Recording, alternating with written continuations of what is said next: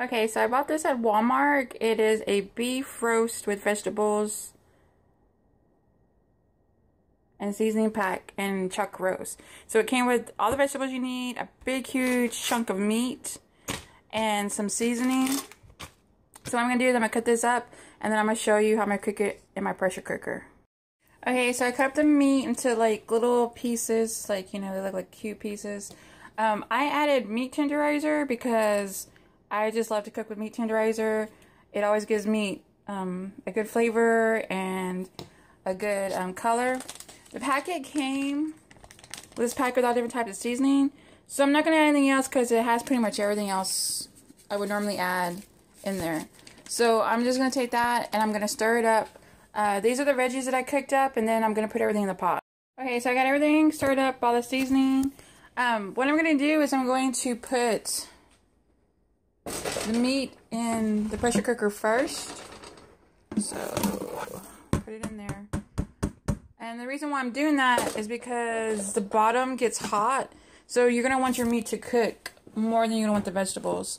I'm going to put about 1.5 cups of water. This is supposed to be a pot roast, not beef stew. So I don't want to put too much water in it. And then I'm just going to put my veggies in there. Okay, I'm not stirring this up. I'm just kind of like poking in there because I don't want my vegetables to be on the bottom.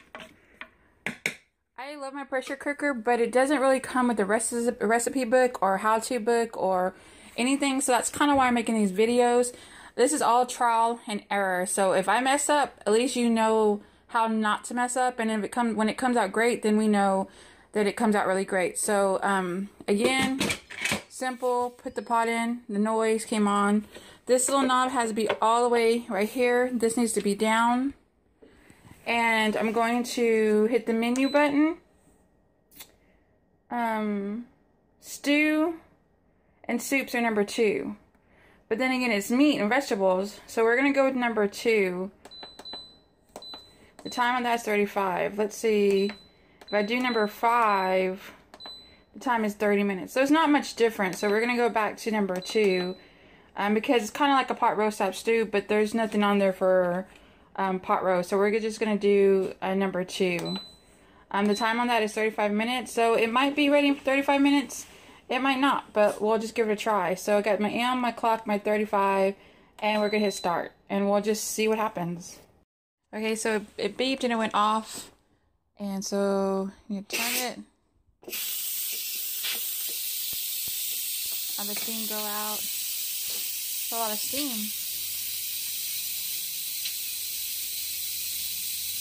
What I have noticed, the more water I put in it, anytime I'm cooking anything, when I put more water, it always has more steam when it's time to release. So I guess it's from the water.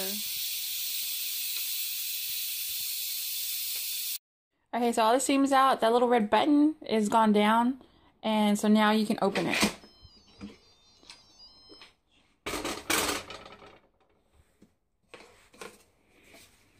This is what it looks like.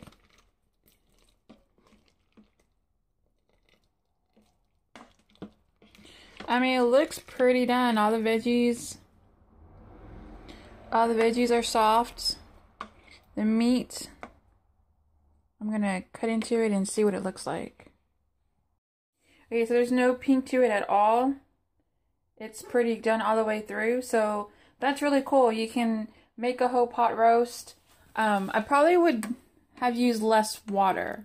So maybe like 1 cup or even 1/2 cup on the next time I do this. So that way, because it's kind of like more like soup.